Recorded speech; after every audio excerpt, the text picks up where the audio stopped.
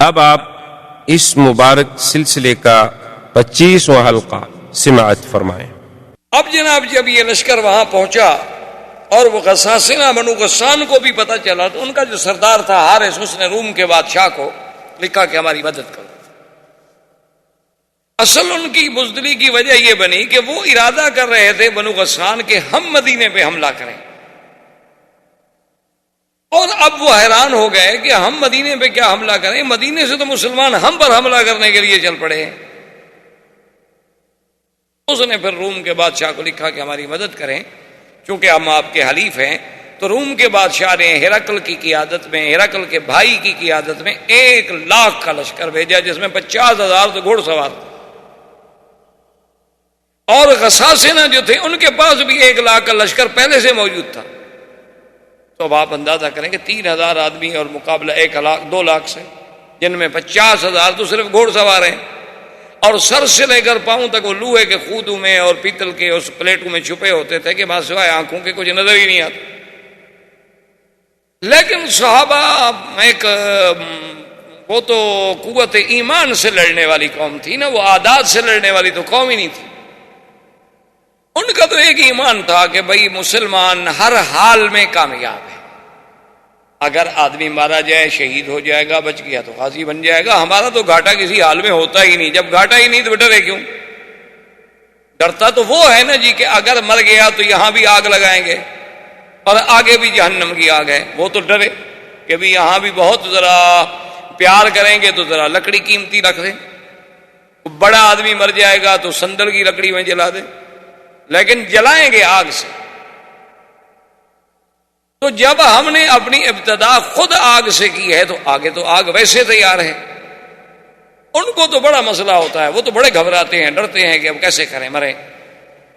لیکن ایک مسلمان کے دماغ میں تو یہ ہوتا ہے کہ ٹھیک ہے جی، مر گئے تو 1,00,000 کے اور بچ گئے تو 1,25,000 کے، کیا ہے، غازی بن جائیں گے، اور مر گئے شہید ہو گئے۔ اور شہید کا مقام اتنا بلند ہے کہ اللہ فرماتا ہے کہ شہیدوں کو مردہ بھی نہ کرو۔ تو اب جب یہ لشکر وہاں پہنچا تو سب سے پہلے پرچم حضور صلی اللہ علیہ وسلم کے حکم پر حضرت زید نے لیا، اور انہوں نے کہا کہ بھئی اب باتیں کرنے کا وقت تو ہے نہیں۔ ان کو پیغام دیا شریعت کے مطابق جو حضور کا فرمان تھا کہ بھئی 3 چیزیں ہیں ہماری، یا اسلام لے آؤ، یا جزیہ قبول کرو، ہمارے باج گزار بن جاؤ، ہمارے تابع بن جاؤ، اور نہیں تو بیننا و بینکم السیف، پھر تمہارے ہمارے درمیان فیصلہ تلوار کرے گی۔ انہوں نے کہا عجیب لوگ ہیں، 2,00,000 ہمارا لشکر ہے، 3,000 آدمی ہم سے آئے تلوار سے مقابلہ کرنے کے لیے۔ تو انہوں نے اپنے 5-4 ہزار آدمی کو حکم دیا کہ بھئی اب 2,00,000 کو لڑنے کی کیا ضرورت ہے، 3,000 کے مقابلے میں 4,000، 5,000، 6,000 بھیج دو۔ بھیج دیا، لیکن اللہ کی شان ہے کہ مسلمان اتنی طاقت سے اور اتنی قوت سے لڑے اور اتنی بے جگری سے لڑے کہ بھئی شام ہو گئی اور ان کی تو کشتوں کے پشتے لگا دیے مسلمان نے، اور مسلمانوں کا ایک بندہ بھی شہید نہیں ہوا۔ جب مغرب ہوئی جنگ ختم ہوگی۔ پہلے دور میں تو یہ ہوتا تھا نا، اب تو ریموٹ کنٹرول سے جنگیں ہوتی ہیں نا، اپنے ملک میں بیٹھو بٹن پہ ہاتھ لگاؤ بات ختم ہو گئی۔ وہاں تو یہ ہوتا تھا نا کہ جب رات ختم ہوگی جو مر گئے ہیں ان کو بھی تو اٹھانا ہے نا، اور پھر کوئی ایک دوسرے کو منع نہیں کرتا تھا۔ لاشیں باقاعدہ اٹھاتے تھے، وہ اپنی لاشیں لے جاتے، وہ اپنی لاشیں لے جاتے، وہ اپنے زخمی لے جاتے، وہ اپنے زخمی لے جاتے، یعنی عجیب جنگیں ہوتی تھی۔ طبہ اکبر نے جب مدینہ منورہ پہ حملہ کیا اپنے دور میں، حضور صلی اللہ علیہ وسلم کی ولادت سے بھی پہلے جب مدینے پہ حملہ کیا تو عجیب اس نے رنگ دیکھا۔ اس نے اپنے علماء کو، رہبان کو بلایا کہ یار یہ کون سا شہر ہے جس پہ ہم نے حملہ کیا ہوا؟ انہوں نے کہا جی یہ یثرب ہے۔ نے کہا کیسے لوگ ہیں، دن کو ہمارے ساتھ لڑتے ہیں، شام کو ہمارے لیے کھانا بیچتے ہیں۔ انہوں نے کہا میں تو اس شہر سے نہیں لڑتا، بس چلو آگے، بس چھوڑو، کیا لڑنا ہے۔ وہ شام کو کھانا پکا کے ہماری فوج کے لیے کھانا بھی بیچتے ہیں کہ تم ہمارے مہمان ہو، اور سارا دن لڑائی کرتے کہ جب تم لڑنے آئے ہو تو ہم لڑنے کے لیے بھی تیار ہیں، لیکن رات ہو گئی آپ روٹی کہاں پکاؤ گے، ہم آخر گھر والے ہیں، ہمارے تو بچے ہیں نا ادھر، کھانا تو ہم بھیجیں گے آپ کو۔ اس دور میں کچھ لوگوں کے کردار تھے، کچھ روایات تھے۔ اب تو بدقسمتی یہ ہے نا کہ ہم ایک ایسے دور سے گزر رہے ہیں، ہم ایک ایسے عصر میں، ایسے قرن میں آ گئے ہیں کہ بھئی جس کے کوئی روایات ہی نہیں رہے، نہ اخلاق رہا، نہ کردار رہا، نہ روایات رہا، نہ کوئی مردانگی کے اصول رہے، نہ دوستی اور دشمنی کے کوئی ضابطے رہے. اب ہم تو بالکل قعر مذلت میں گر چکے. جیسے کہ حالی نے کہا تھا، اے خاصہ اے خاصان رسل، وقت دعا ہے امت پہ تیری آ کے عجب وقت پڑا. اب تو ہماری لڑائی ہوتی ہے کرکٹ کے میدان میں فلمی اداکاریں بھیج کر، حسینائے عالم کے مقابلے. کوئی مسلمانوں کا مجھے آپ میگزین یا ایک اخبار دکھائیں جو بغیر عورتوں کے فوٹو کے بکتا ہو. ایک اخبار. اور قدرت کی بات دیکھیں کہ ایک صفحے پر روضہ رسول اللہ کا منظر ہوگا اور حضور پاک صلی اللہ علیہ وسلم کی سیرت ہوگی اور کعبۃ اللہ کے دروازے کا منظر ہوگا، اور پچھلا صفحہ کھولو تو اس پہ عورتوں کے فوٹو، اندر کھولو تو فلموں کے اشتہار ہوں گے. یہ کون سا مسلمان ہے؟ ہم کیا ہو گیا ہے کہ مسلمان ہو کر وہ عورتیں جو فلموں میں کام کرتی ہیں وہ یہ کہتی ہیں کہ ہم مسلمانوں کی عزت ہیں. ہماری عزت اب طوائف ہیں اور کنجر رہ گئے. موسیقی ہمارے ہاں عبادت بن چکی ہے. کیا ہو گیا ہے میں سمجھ. لیکن اس زمانے میں کچھ کردار تھا. تو خیر جناب شام ہو گئی، دوسرے دن پھر لڑائی ہوئی، مسلمان نے پھر جناب مارا ان، اور کچھ مسلمان بھی شہید ہوئے لیکن بہت تھوڑے سے. 6 دن تک متواتر قتال، اتنا شدید قتال کہ وہ رومی کہتی ہیں ہم نے دنیا میں ایسی لڑائی نہیں دیکھی، مسلمان کہتے ہیں ہم نے بھی ایسی لڑائی نہیں دیکھی. اتنا شدید قتال ہوتا ہے. اور اسی اثنا میں اب دیکھیں مقام نبوت اور شان نبوت کے حضرت زید رضی اللہ تعالی عنہ شہید. اب حضور تو مدینہ منورہ میں ہے اور جنگ موتا میں. حضور نے مسجد نبوی میں بیٹھ کے فرمایا صحابہ زید شہید، انا للہ و انا الیہ راجعون. حضرت زید شہید ہو گئے. اب پرچم جعفر نے اٹھایا. حضرت جعفر رضی اللہ تعالیٰ عنہ اتنی بے جگری سے لڑے کہ دشمن نے ہاتھ مارا تلوار کا، آپ کا دایاں ہاتھ کٹ گیا، آپ نے بائیں ہاتھ میں پرچم لے لیا. دوسرے نے تلوار کا وار کیا، آپ کا بایاں ہاتھ کٹ گیا تو آپ نے اپنے سینے کے ساتھ اس کو لگا لیا کہ پرچم نہ گرے محمد رسول اللہ صلی اللہ علیہ وسلم. اتنے میں تلوار لگی حضرت جعفر کی، یہ کتف جو تھی یہاں تک نیچے سے کٹ گئی، حضرت جعفر بھی شہید ہو گئے. حضور صلی اللہ علیہ وسلم نے دوسری نماز میں جب حرم تشریف لے آئے تو آپ نے فرمایا استشہد جعفر، میرا جعفر بھی شہید. اور حضور حضرت جعفر کے گھر میں تشریف لے گئے اور ان کے بچوں کو بلایا اور سینے سے لگا رہے ہیں، چمٹا رہے ہیں، پیار کر رہے ہیں. تو جعفر کی بیوی آ گئی، اس نے کہا اخبرنی یا رسول اللہ، مجھے بتائیں بات کیا ہے، آپ نے کبھی ایسے نہیں کیا ہمارے بچوں کے ساتھ. حضور نے فرمایا یا بنت استشہد جعفر، جعفر شہید ہو گیا. فبقى رسول اللہ، حضور صلی اللہ علیہ وسلم. اور حضور صلی اللہ علیہ وسلم نے فرمایا انی اریت، میں دکھلایا گیا ہوں کہ اللہ نے اس کو یاقوت کے دونوں ہاتھ بنا دیے ہیں اور وہ پروں کے ساتھ فرشتوں کے ساتھ جنت میں پرواز کر رہے. حضرت جعفر کے بعد عبداللہ ابن رواحہ نے پرچم لیا، عبداللہ ابن رواحہ بھی شہید. اس کے بعد ایک صحابی نے پرچم ویسے پکڑا کچھ دیر کے لیے اور سامنے حضرت خالد ابن الولید آ گئے. اور یہ اسلام کا پہلا سریہ ہے، پہلا معرکہ ہے جس میں خالد مسلمانوں کی طرف سے شریک ہوا. 5 مہینے تو ہوئے تھے ابھی آپ کو اسلام لائے ہوئے. خالد ابن الولید رضی اللہ تعالیٰ عنہ کو اس نے کہا کہ دیکھو میں نے تو پرچم ویسے پکڑ لیا ہے، میں تو کوئی کمان کرنا نہیں جانتا، مہربانی کرو اب مسلمانوں کا پرچم تم لو. اس نے کہا دیکھو حضور پاک نے 3 کا نام لیا تھا، میرا تو نام ہی نہیں لیا.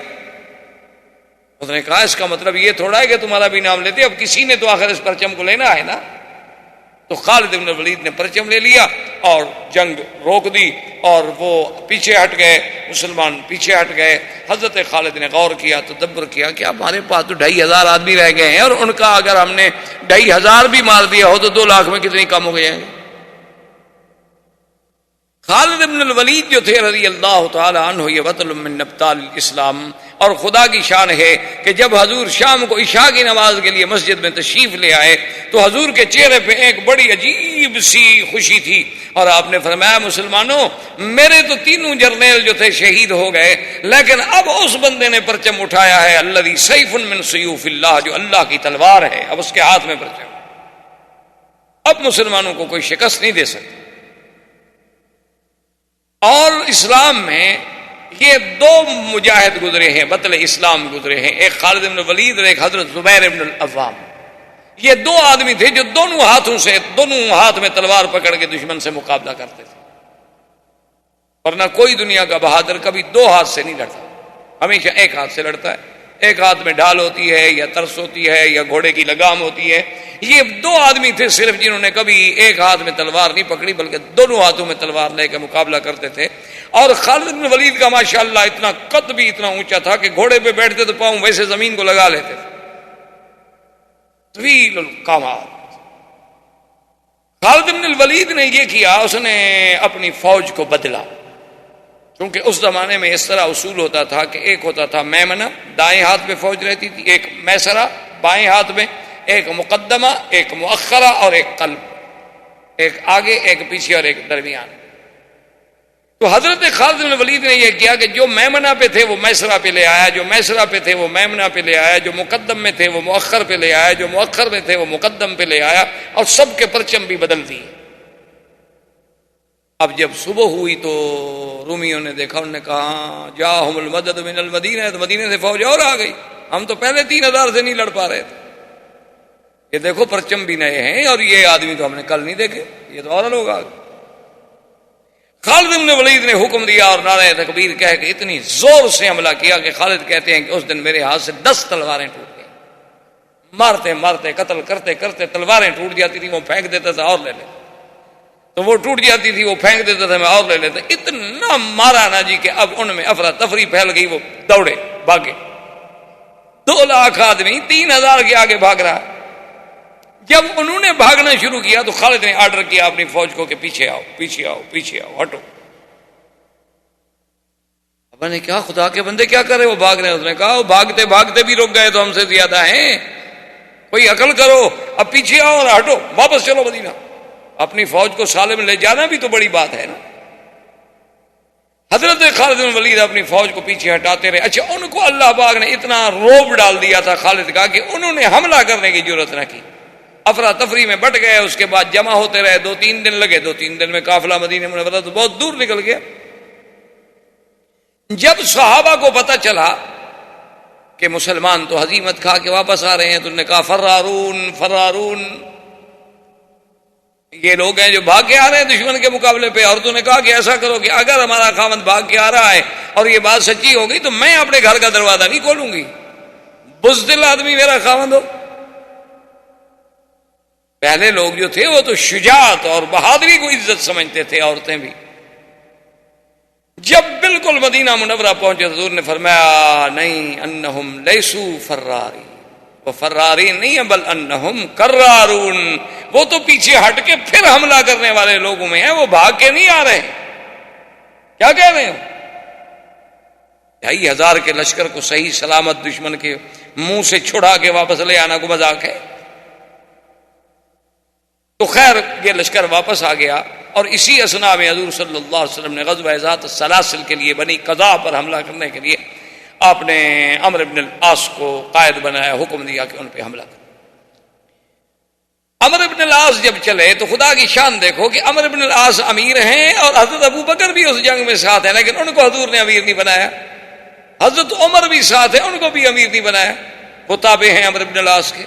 امتحان ہوتے تھے کبھی اللہ کے رسول کے حکم کی کیسے اطاعت ہوتی۔ جب یہ راستے میں چلے تو انہیں پتہ لگا کہ بنی قضاء جو ہے وہ تو بہت بڑا قبیلہ ہے اور ہم تو سارے 200 آدمی ہیں۔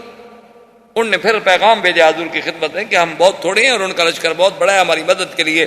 تو حضور نے ابی عبیدہ بن الجراح کو اور آدمی دے کے بھیجا ان کی مدد کے لیے۔ تو ابی عبیدہ کا لشکر جب پہنچا عمرو بن سالم کے پاس، عمرو بن العاص کے پاس، اس نے پوچھا کہ دیکھو بات سنو، مسلمان کتنا؟ انہوں نے کہا کہ 200 کا لشکر اور آگے ہے۔ نماز کا وقت آیا تو سب نے کہا کہ ابھی عبیدہ چونکہ زیادہ بڑے تھے نا صحابیت میں کہ وہ نماز پڑھائے۔ عمرو بن العاص نے کہا کہ نہیں، وہ کیوں نماز پڑھائے؟ اللہ کے نبی نے مجھے امیر بنا کے بھیجا ہے، نماز جو ہے وہ تو امیر پڑھائے گا۔ کیونکہ اسلام کا یہ حکم ہوتا تھا کہ جو خلیفۃ المسلمین ہے وہ نماز پڑھائے، جو امیر ہے وہ نماز پڑھائے۔ آج اگر ان کو نماز پڑھانی پڑے، کیا خیال ہے آپ کا؟ جن نے خود زندگی میں نہ پڑھی ہو تو پڑھائیں گے کیسے؟ وہ نماز کیسے پڑھائیں گے؟ ہمارے علاقے میں ایک عید کا موقع تھا اتفاق سے، تو اتفاق ایسا ہوا کہ انہوں نے مولوی صاحبان کو جو بلایا نا، تو ایک بریلوی مولوی بھی نماز پڑھانے پہنچ گیا، ایک دیوبندی بھی پہنچ گیا، ان کا بھی عالم آ گیا، ان کا بھی عالم آ گیا۔ اب کچھ لوگ کہیں یہ پڑھائے، وہ کچھ کہیں وہ پڑھائے، جھگڑا ہو گیا۔ تو وہاں ایک پیر صاحب تھے، بڑے بجی شکل، خوبصورت ماشاءاللہ، اور بہت بڑے ان کے مریدین بھی تھے، اور بڑا ان کا وقار بھی تھا، سیاسی بھی، زمیندارہ بھی، بہت بڑے جاگیردار بھی تھے۔ تو وہ جب آ گئے تو لوگوں نے کہا کہ اچھا ایسا کرو گے، جھگڑا نہ کرو، اب وہ مولوی اس کے پیچھے نہیں پڑتا، وہ مولوی اس کے پیچھے نہیں پڑتا، تو سید بھی ہیں، آل رسول بھی ہیں، پیر بھی ہیں، ان کو منت کرتے ہیں کہ یہ عید پڑھا دیں۔ تو سب لوگ ان کے پاس آ گئے، انہوں نے کہا کہ جی ہم نے فیصلہ کیا ہے، لڑائی نہ ہو، آپ عید پڑھا دیں۔ اب پیر صاحب کہیں کہ نہیں بھائی نہیں ہے، مولوی صاحبان میں سے کسی کے پیچھے پڑھ لو۔ لوگ کہیں کہ نہیں حضرت آپ پڑھائیں۔ لوگ کہیں دیکھو جی پیر صاحب کتنا متواضع آدمی، اصل پیر نے کبھی عید پڑھائی ہو تو پڑھائے نا، اس کے لیے تو مصیبت آ گئی، پڑھاؤں کیا؟ اس بیچارے کے لیے تو عذاب آ گیا نا۔ وہ کہ نہیں جی نہیں حضرت، یہ علماء ہیں، ان کا انہوں کہا نہیں حضرت آپ آل رسول ہیں، سید ہیں، جہاں سید موجود ہو، قریشی موجود ہو، اور امام کیسے بن سکتا ہے؟ اب حضرت نے عید کے بجائے جنازہ پڑھا دیا، جو حضرت کو آتا تھا۔ اب سلام پھیر کے لوگ بیٹھے ہوئے ہیں کہ یہ تو نئی عید ہے، اس کی تکبیریں بھی الگ ہیں، اس کے بعد جناب یہ ہے کہ نہ کوئی خطبہ ہے نہ کوئی بات ہے، یہ کون سی عید ہے؟ تو انہوں نے کہا کہ انہوں نے کہا بس ان دو حضرات کے اختلاف کا میرے ذہن پہ اتنا اثر ہوا کہ میں یہ سمجھ نہیں آیا کہ میں نے کیا پڑھا ہے، بہتر ہے کہ پھر عید پڑھ لیں۔ تو پھر بریلویوں نے بریلویوں کے پیچھے پڑی، دیوبندیوں نے دیوبندیوں نے، ایک میدان میں 3 عیدیں ہو رہی۔ تو بہرحال اس زمانے میں اسلام یہ کہتا ہے کہ نہیں، جو خلیفہ ہوگا، جو امیر ہوگا، وہی امام ہوگا۔ اب عمر بن العاص مصلی پہ آ کر لوگوں نے کہا خدا کے بندے، تم شان میں چھوٹے ہو، عمر میں چھوٹے ہو، اسلام میں چھوٹے ہو، ابی عبیدہ ہیں، ابو بکر ہیں۔ انہوں نے کہا حضور نے امیر مجھے بنایا ہے کہ تمہیں بنایا ہے؟ انہوں نے کہا امیر آپ کو بنایا۔ انہوں نے کہا پھر مصلی پہ میں کھڑا ہوں گا، پڑھے اللہ اکبر، سب نے نماز پیچھے پڑھی۔ حضرت عمر کو بات ناگوار گزری، چھوٹا آدمی ہے۔ اب راستے میں چلے تو اتنی شدید سردی تھی، اللہ معاف کرے، کہ ایسے حالات ہو گئے کہ صحابہ شدت سردی سے کانپ رہے ہیں، اور خطرہ ہو گیا کہ اللہ معاف کرے کہ وہ آدمی سردی سے مر نہ جائیں۔ تو حضرت عمر نے کہا امیر سے کہ مہربانی کرو، قافلہ روکو اور حکم دو آگ جلانے کا۔ اس نے کہا نہیں، آگ کوئی نہیں جلا سکتا، میں امیر ہوں، حکم میرا چلے۔ آگ نہیں جلانے دی، ساری رات صحابہ نے ایسے سردی میں گزارا۔ اچھا خدا کی شان ہے، انہیں خود غسل کی ضرورت ہو گئی تو انہوں نے تیمم کر لیا، اور فجر کی نماز پڑھانے کے لیے مصلی پہ بھی آ گئے۔ عمر نے کہا اللہ کے بندے، ہم وضو کے ساتھ ہیں، تم تیمم کے ساتھ ہو، تم امام بن رہے ہو۔ انہوں نے کہا امیر میں ہوں۔ انہوں نے کہا غسل کر لو۔ انہوں نے کہا غسل میں نہیں کرتا، تیمم میں نے کر لیا۔ انہوں نے کہا پانی موجود ہے تو تیمم کس بات کا؟ انہوں نے کہا سردی ہے، میں مر جاؤں۔ تیمم کے ساتھ نماز پڑھائی، جب مصلی پہ کھڑے ہوئے صحابہ پھر پیچھے کھڑے ہو گئے۔ ابھی امیر کی اطاعت تو کرنی ہے، حضور کا حکم ہے، نماز ہو نہ ہو، جو اللہ رسول کا حکم ہے ہم نے تعمیل کرنی ہے، نہیں ہوگی تو قضا کریں گے۔ اب کیا کریں، امیر جو کہے گا کریں گے تو صحیح ہے۔ اب جناب بہرحال وہ لشکر بنی قزاع کے پاس پہنچا اور اس کے ساتھ مقابلہ ہوا۔ اچھا اب خدا کی شان یہ ہے کہ مقابلے میں اللہ نے فتح دی، کامیابی دی، اور دشمن منتشر ہو گیا۔ جب وہ منتشر ہو گیا تو اس نے کہا کہ واپس چلو۔ حضرت عمر غصے میں حضرت ابو بکر کے پاس ہے، انہوں نے کہا یہ اچھا امیر ہے ہمارا بھائی، نہ آگ جلانے دیتا ہے، بغیر وضو کے حضرت نماز پڑھا دیتے ہیں۔ اب ہم جیت گئے، دشمن بھاگ رہا ہے، کہتے واپس آؤ۔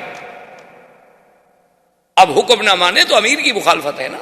حضور نے فرمایا من اطاع امیری فقد اطاعنی ومن عصی امیری فقد عصانی، جس نے میرے بنائے ہوئے امیر کی مخالفت کی اس نے میری مخالفت کی۔ ہم مخالفت تو کر نہیں سکتے۔ حضرت ابو بکر نے کہا فہدایا، عمر ٹھنڈے ہو جاؤ، اللہ کے رسول نے، میں بھی موجود تھا، تم بھی موجود تھے، امیر اس کو بنایا ہے یا ہمیں بنایا ہے؟ میں کہا امیر تو ان کا پھر اللہ کی رسول کی مرضی، اور جب ہمارا ایمان ہے کہ اللہ کا رسول کوئی بات اللہ کے فرمان کے بغیر نہیں کرتے تو پھر اعتراض کرنے کی کیا بات ہے؟ واپس آ گئے۔ بہرحال حضور کو شکایت کی گئی، حضور نے عمرو بن العاص کو بلایا کہ بھئی تم نے بڑے صحابی کو نماز نہیں پڑھا. نے کہا حضور امیر میں تھا. آپ نے فرمایا ہاں بات تو ٹھیک ہے. اور نے کہا تم نے آگ نہیں جلانے دی اللہ کے بندے, صحابہ ساری رات سردی میں ٹھٹرتے. اس نے کہا حضرت میں آگ جلاتا دشمن کو پتہ نہ لگ جاتا کہ ہم آ رہے ہیں, آگ دیکھتا نہیں وہ. اور یہ بات بھی اس کی ٹھیک ہے. اس نے کہا اچھا پھر یہ ہے کہ تم نے تیمم کر کے نماز پڑھا دی, پانی موجود تھا. اس نے کہا آپ فرماتے ہیں کہ اپنے آپ کو ہلاکت میں نہ ڈالو. حضرت اتنی سردی میں اگر غسل کرتا میں تو مر جاتا, تو امیر کیسے بنتا. آپ نے فرمایا یہ جواب بھی اس کا ٹھیک. جب حضور نے فرمایا کہ اچھا جب بنو قزاع پہ تم نے قابو پا لیا, وہ فرار ہو گئے اللہ کے بندے, تم نے اپنے لشکر کو حکم دے دیا کہ واپس مدینے چلو. اس نے کہا حضور ان کی مدد کے لیے فلاں جگہ سے لشکر چل پڑا تھا, اب اگر ہم رکتے تو ہم پہ حملہ کر کے کامیاب ہو جاتے, ہم جیت گئے, ان کو شکست دی, خیریت سے مدینے بھی آ گئے. اس نے فرمایا بھی بات تو اس کی ٹھیک ہے. حضور نے اس کی ساری باتیں تسلیم کر لی اور حضرت عمر اور صحابہ سے کہا کہ بھئی بات اس کی بالکل صحیح ہے, اور وہ جو کچھ کہہ رہا ہے کہہ صحیح رہا, تو لہٰذا اس کی بات جو ہے مان.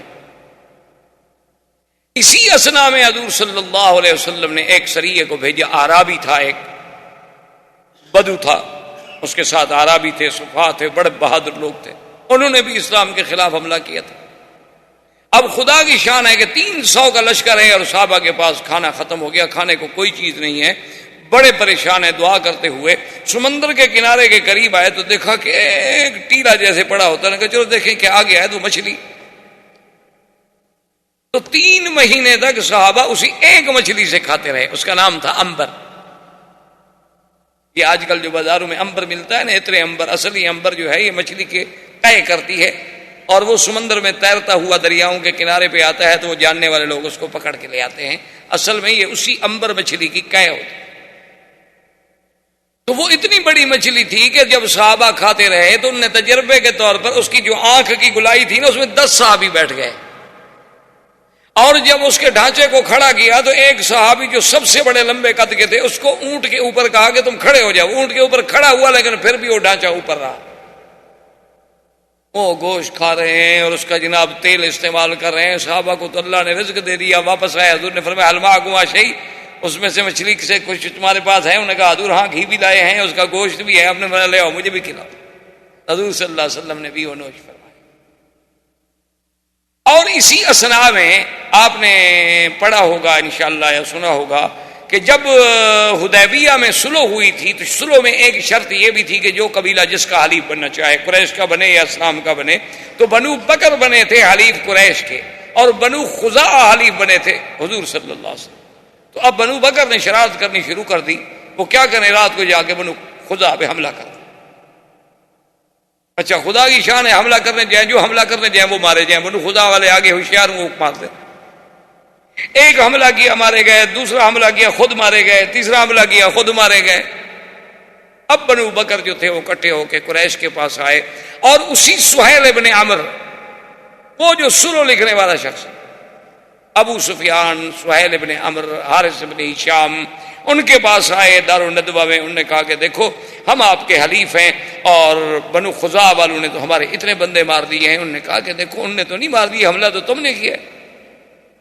انہوں نے کہا ہم نے حملہ کیا, کچھ کیا, لیکن بندے ہمارے مارے گئے, ہم نے بدلہ لینا ہے, تم ہمارے حلیف ہو, ہماری مدد کرو. انہوں نے کہا اچھا یہ بات راز میں رکھو, کہیں حضور صلی اللہ علیہ وسلم تک مدینے میں نہ پہنچ جائے, چونکہ ہمارا تو معاہدہ ہے کہ لڑائی نہیں کرنی, لیکن ہم تمہاری مدد کریں گے. تو بنو بکر کو جب قریش کی مدد کا حکم ملا تو اور بہادر ہو گئے.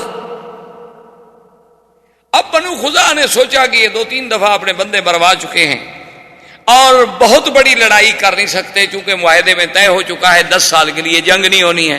تو اب جناب ان کے کچھ آدمی طواف کرنے کے لیے مکہ میں آئے, اور اطمینان کے ساتھ بغیر کسی ہتھیاروں کے. اور بنو خزاعہ کا ایک سردار تھا, اس کا نام تھا بدیل ابن ورقہ, اس کا گھر مکے میں تھا. بنو خزاعہ کا قبیلہ تو باہر رہتے تھے, لیکن اس کا ایک گھر مکے میں بھی تھا. جب وہ مکے میں ہوتا تو اپنے گھر میں رہتا. یہ آدمی بیچارے آئے, ابھی یہ حرم میں داخل ہوئے, اور بنو بکر نے قریش کے ساتھ مل کے حملہ کر دیا. جب حملہ کر دیا تو قریب کیا کریں, وہ تو بالکل نہاتے ہیں. وہ دوڑے اور بدیل ابن ورقہ اپنے سردار کے گھر پہنچے, کہ بھئی وہاں جائیں، کم از کم ہمیں اس کے گھر میں پناہ مل جائے گی، اندر کوئی ہمیں ہتھیار مل جائیں گے۔ آگے آئے، خدا کی شان ہے، دروازہ بند ہے، وہ دروازہ بھی نہ کھلا، وہاں سے بھاگے، وہ حرم میں داخل ہو گئے۔ لیکن قریش نے اور بنو بکر نے ان کے 23 آدمی جو تھے وہ اللہ کے حرم میں قتل، حالانکہ حرم میں تو کافر بھی نہیں لڑتے تھے۔ بہرحال جب وہ قتل ہو گئے، بنو خزاعہ کو پتہ چلا، بنو خزاعہ نے قریش سے کہا کہ بھی یہ تو غدر ہے، ہمارا فیصلہ کر۔ دار الندوہ میں اجتماع ہوا۔ ایک آدمی تھے عبداللہ ابن سعد ابن ابی السرح، یہ پہلے مسلمان ہو گیا، حضور کا کاتب تھا، وحی بھی لکھتا تھا، قرآن بھی لکھتا تھا، بعد میں یہ مرتد ہو کے بھاگ آیا، مکے آ گیا، وہ بھی موجود تھا۔ اس نے کہا دیکھو بات سنو، میں چونکہ مسلمانوں کے ساتھ رہا ہوں اور اللہ کے نبی کے ساتھ رہا ہوں، میں جتنے احوال کو جانتا ہوں تم نہیں جانتے ہو، میری اگر مشورہ مانتے ہو تو 3 باتیں ہیں، ان 3 میں سے کوئی ایک بات مانو۔ انہوں نے کہا کیا بات؟ انہوں نے کہا بات یہ ہے کہ تم نے عہد توڑا ہے، یہ عہد ہے کہ بھئی کوئی آدمی اب قریش اور حضور صلی اللہ علیہ وسلم کی جنگ نہیں ہوگی، اور جو حضور کا حلیف ہے وہ حضور کے ساتھ، جو تمہارا حلیف ہے تمہارے ساتھ، تو اس حلیف پر بھی اگر جنگ ہوگی تو وہ گویا مدینے والوں پر جنگ تصور ہوگی، اور تم نے بنو خزاعہ پہ حملہ کیا ہے، یہ تو اچھا نہیں۔ اور پھر اس سے بڑا کوئی جرم ہے کہ تم نے وہ حرم میں بھاگے بیچارے، تم نے حرم میں بھی قتل کر دیا۔ اب 3 باتیں ہیں، یا تو ایسا کرو کہ ان کے 23 آدمی مارے گئے ہیں، بنو بکر والوں میں بھی پیسے والے ہیں، تم بھی سردار ہو، پیسے اکٹھے کر کے ان کو دیت دے دو اور معافی مانگ لو کہ 23 آدمی کی دیت ہم دیتے ہیں۔ انہوں نے کہا نہیں، یہ تو کمزوری والی بات ہوئی نا کہ پھر ہم جائیں اور معافی مانگیں اور دیت ادا کریں۔ انہوں نے کہا اچھا اگر یہ نہیں کرتے ہو تو پھر ایسا کرو کہ بنو خزاعہ اور بنو بکر ان دونوں سے کہو کہ آج کے بعد تم دونوں لڑو، مرو، بچو، جہنم میں جاؤ، ہم تمہاری کوئی مدد نہیں کریں گے۔ اور مدینے پیغام دے دو کہ جناب ان کی لڑائی ہو گئی ہے لیکن ہم نے جواب دے دیا، ہم اپنے حلیف کی مدد نہیں کر رہے، آپ بھی اپنے حلیف کی مدد نہ کریں، تو یہ ایک معقول بات ہوگی اور حضور مان لیں گے۔ انہوں نے کہا کہ ہمارے حلیف ہیں، ہم ان کو چھوڑ تو نہیں سکتے۔ اچھا تیسری بات بتاؤ کہ تیسری کیا ہو سکتا؟ تیسری پھر تیار ہو جاؤ، تلواریں تیار کرو، پھر حضور حملہ کریں گے۔ وہ اپنے حلیف کو نہیں چھوڑیں گے، وہ اپنے حلفاء کی مدد کریں۔ انہوں نے کہا اچھا ٹھیک ہے بھائی، دیکھا جائے گا۔ اس کے بعد انہوں نے سوچا کہ بھی معاملہ تو خراب ہو گیا ہے اور نقض عہد بھی ہم سے ہوا ہے۔ انہوں نے کہا ایسا کرو ابو سفیان کہ تم چلے جاؤ مدینہ منورہ اور کسی طریقے سے حضور صلی اللہ علیہ وسلم سے یہ کہو کہ حضور بڑا اچھا وقت گزر رہا ہے اور دیکھیں نا ماشاءاللہ آپ کو بھی اطمینان ہے، ہمیں بھی اطمینان ہے، آپ بھی اپنی دعوت اسلام دے رہے ہیں، ہم اپنا کام کر رہے ہیں، تو یہ عقد جو ہے نا ہم دوبارہ آئے ہیں تجدید کرنے کے لیے، اور مدت 10 سال کے بجائے 20 سال کا، ہم چاہتے ہیں آپ کی صلح ہماری اور قائم رہے۔ اور اگر حضور نے تجدید عہد کر دی اور مدت بڑھا دی اور دستخط کر دیے تو پھر حملہ نہیں کریں گے، کیونکہ تازہ عقد تجدید ہو گیا۔ اگر وہ بنو خزاعہ کا بدلہ لیتے تو عقد تجدید نہ کریں، عقد تجدید ہو گیا تو اب بنو خزاعہ کا کیسے مدد کریں گے؟ انہوں نے کہا کہ ہاں تلک المکیدہ، یہ ہے چال، اگر اس میں ہم کامیاب ہو جائیں تو پھر تو کام بن سکتا۔ ابو سفیان کو انہوں نے کہا کہ چونکہ مکے کے سردار تم ہو، یہ کام تم کر سکتے ہو، اور تو کوئی چھوٹا موٹا آدمی تو کر نہیں سکتا، حضور ہر کسی کی بات تھوڑی سنیں گے۔ ابو سفیان چل پڑا مدینہ شریف کے لیے، اور انہوں نے کہا کہ ابو سفیان یہ کام جلدی کرو، حضور کو کہیں یہ پتہ بھی نہ لگ جائے کہ ہم نے بنو بکر کے ساتھ مل کے بنو خزاعہ کو نقصان پہنچایا ہے۔ لیکن بنو خزاعہ والوں نے، ایک ان کا شاعر تھا سالم ابن عمر، اس کو بھیجا کہ تم فوراً مدینے پہنچو اور حضور کو خبر دو کہ ہمارے ساتھ یہ ہو گیا۔ سالم ابن عمر نے تو جی ایسے سفر کیا نا کہ وہ شاعر آدمی تھا، لیکن اپنی قوم کا درد تو ہر کسی کو ہوتا ہے نا جی، وہ رات اور دن اپنا اونٹ دوڑاتا رہا، آرام تک نہیں کیا۔ وہ تو جو 6 دن کا سفر تھا نا 3 دن میں کر کے مدینے میں پہنچ گیا۔ حضور بیٹھے ہوئے تھے مدینہ مسجد نبوی میں، صحابہ بیٹھے ہوں تو آیا رونا شروع کیا، اور اس نے مرثیہ پڑھا اپنی قوم کا کہ میرے جوان کیسے ان کی لاشیں حرم میں پھڑک رہی ہیں، 23 سر کٹے ہوئے ہیں اور 23 انسانوں کے ٹکڑے جو ہیں اللہ کے حرم میں بکھرے پڑے ہیں، اور قریش جو ہیں وہ بنو بکر کی مدد میں ہیں اور ہم لاوارث ہو گئے ہیں، ہمیں ہمارے حلفاء جو ہیں پوچھتے نہیں۔ اس نے ایسے انداز میں شعر پڑھے، حضور صلی اللہ علیہ وسلم کو بھی جوش آ گیا۔ آپ نے فرمایا نصرت یا سالم، نصرت یا سالم، نصرت یا سالم، سالم تمہاری امداد ہوگی، فکر نہ کرو، اللہ کا نبی تمہاری مدد کرے گا۔ بدیل ابن ورقہ جو ہے وہ بھی وفد لے کے چل پڑا حضور کو خبر دینے کے لیے۔ ان کا جو سردار تھا بنو خزاعہ کا آیا، اس نے کہا حضور ہمارے ساتھ تو ظلم ہو گیا کہ 23 جوان اور طواف کرتے ہوئے اللہ کے حرم میں قتل کر دیے جائیں، اس سے بڑا کوئی ظلم ہے؟ حضور نے فرمایا بدیل تم فکر نہ کرو، ہم تمہاری مدد کریں گے اور بدلہ لیں گے۔ ابو سفیان جا رہا ہے اور بدیل ابن ورقہ واپس آ رہا ہے مدینے سے۔ ابو سفیان نے ایک دوسرے کو ملے، اس نے کہا بدیل کیا حال ہے، خیریت ہے، کہاں گئے تھے؟ مدینہ گئے تھے؟ اس نے کہا نہیں مدینہ تو ہم نہیں گئے۔ کہاں گئے؟ انہوں نے کہا یہ مدینہ منورہ کی ایک طرف اور ایک قبیلہ تھا کہ وہاں میرے رشتہ دار ہیں، میں تو وہاں گیا تھا، وہاں سے واپس۔ اس نے چھپایا کہ میں یہ نہ بتاؤں کہ حضور کو میں ابھی کہہ کے آ رہا ہوں۔ اس نے کہا تم مدینہ میں گئے بھی نہیں؟ انہوں نے کہا مدینہ میں نہیں گیا۔ بھائی میں اگر جاتا مدینہ تم سے کوئی ڈرنے کی بات ہے، میں تمہیں بتا دیتا کہ میں مدینہ گیا تھا۔ خیر ابو سفیان نے بھی وہاں رات گزاری، بدیل بن ورقہ نے بھی وہاں رات گزاری۔ منزل تھی صبح کو بدیل بن ورقہ مکے کی طرف چل پڑا، اور ابو سفیان نے اپنے جو ساتھی ساتھ تھے ان کو کہا کہ ٹھہرو، جا کے ان کے اونٹ جو ہے نا ان کی جہاں لید پڑی ہو نا وہ لید اٹھا کے لے آؤ۔ وہ لید اٹھا کے لے آئے تو ابو سفیان نے کہا اس کو توڑو، اس کے اندر کھجور ہے، کھجور کی گٹھلی ہے۔ جب توڑا تو کھجور کی گٹھلی نے کہا ہاں بدیل بن ورقہ مدینے گیا تھا، کھجوریں صرف مدینے والے اونٹوں کو کھلاتے ہیں اور کوئی قبیلہ نہیں کھلاتا، چونکہ ان کے پاس کھجور بہت ہوتی ہے تو اونٹوں کو بھی کھلا دیتے ہیں۔ اس کا مطلب ہے کہ حضور کو اطلاع پہنچ گئی۔ اب یہ نہیں ہے کہ میں اندھیرے میں رکھ سکوں، حضور کو پتہ چل گیا ہے کہ بنو بکر نے کیا کیا۔ خیر بہرحال اس نے کہا کہ اب حل کوئی نہیں، اب سیدھا تو مجھے نہیں جانا چاہیے مدینہ منورہ میں حضور کی خدمت میں، پہلے ایسا کیوں نہ کروں کہ میں اپنی بیٹی کے گھر حبیبہ کے گھر میں جاؤں اور اپنی بیٹی جو ہے وہ حضور کی بیوی ہے، امہات المومنین ہیں، ان کو تیار کروں کہ کوئی تھوڑی سی فضا تو ہموار کرے نا حضور سے بات کرنے کی۔ ابو سفیان سردار تھا، سمجھدار آدمی تھا۔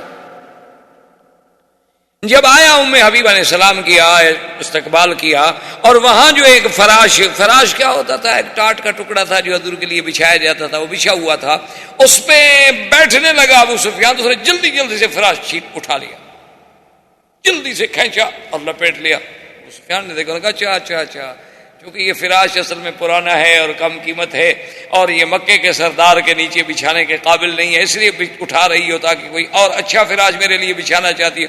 اس نے کہا نہیں، ھذا فراش رسول اللہ وانت نجس۔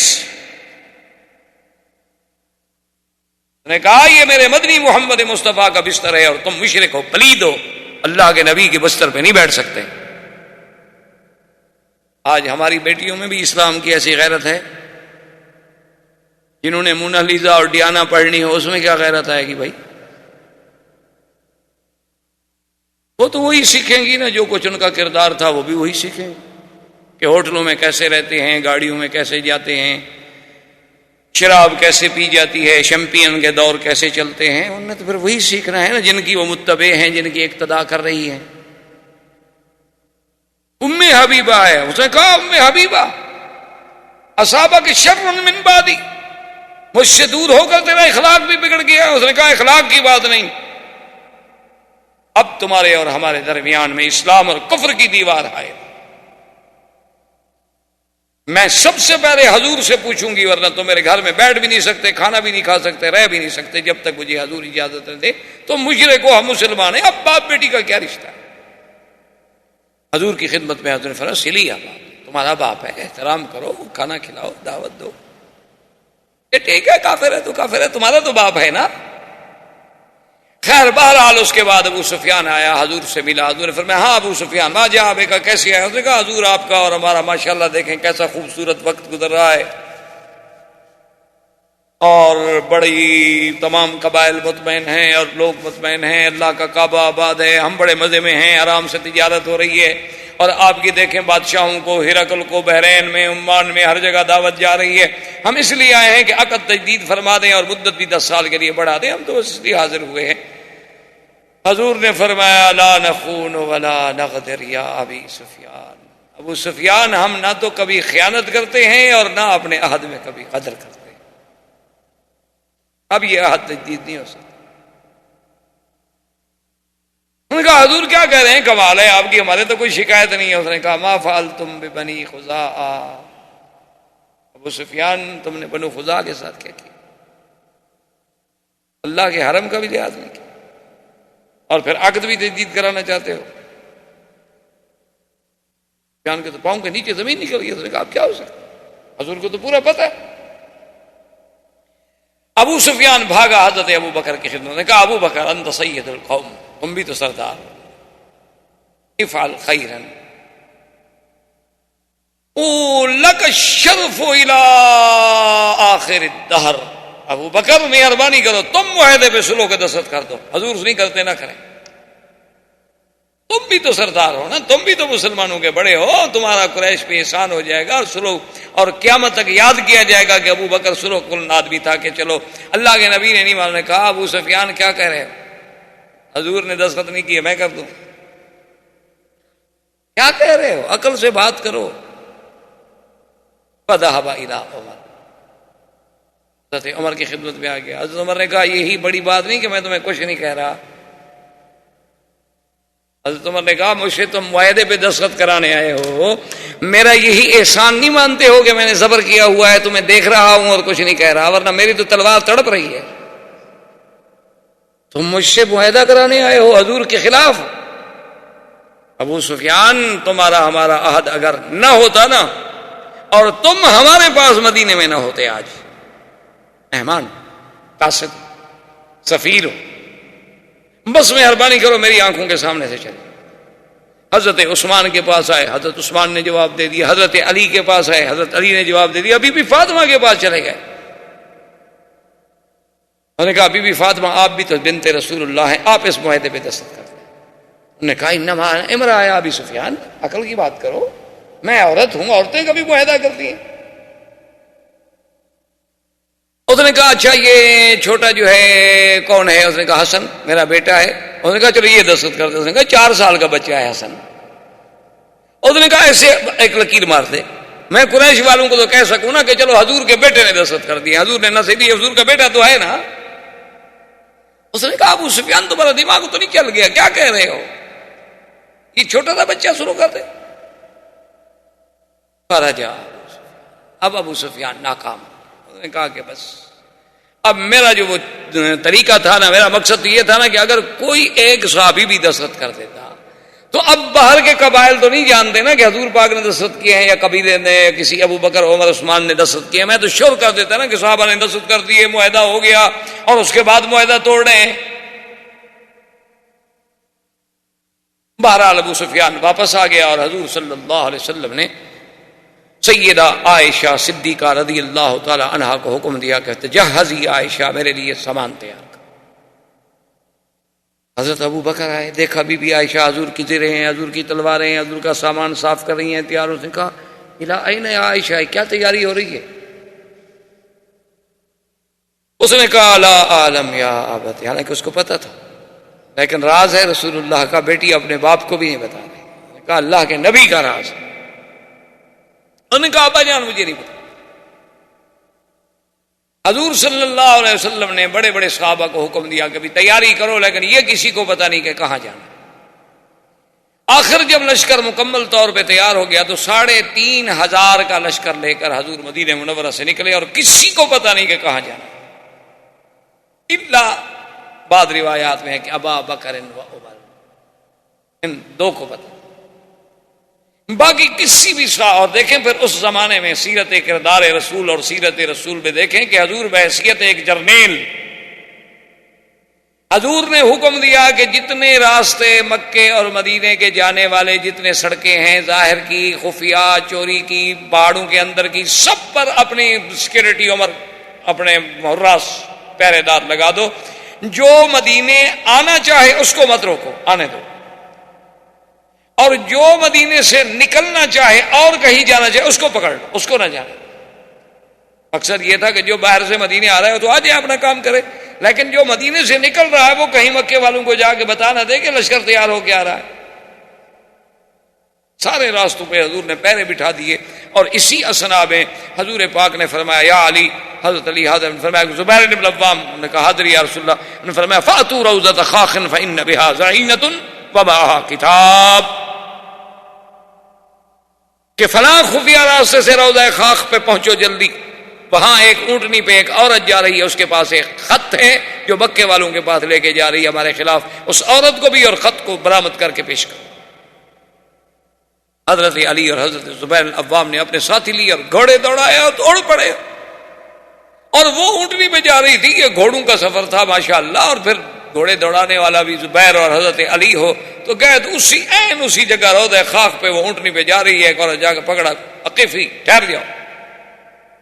یہ عورت بھی طوائف تھی، اناق اس کا نام تھا۔ جیسے بت پرستی بہت پرانی ہے نا، اسی طرح طوائف پرستی بھی بہت پرانی ہے، یہ بھی ابتدا سے ہے۔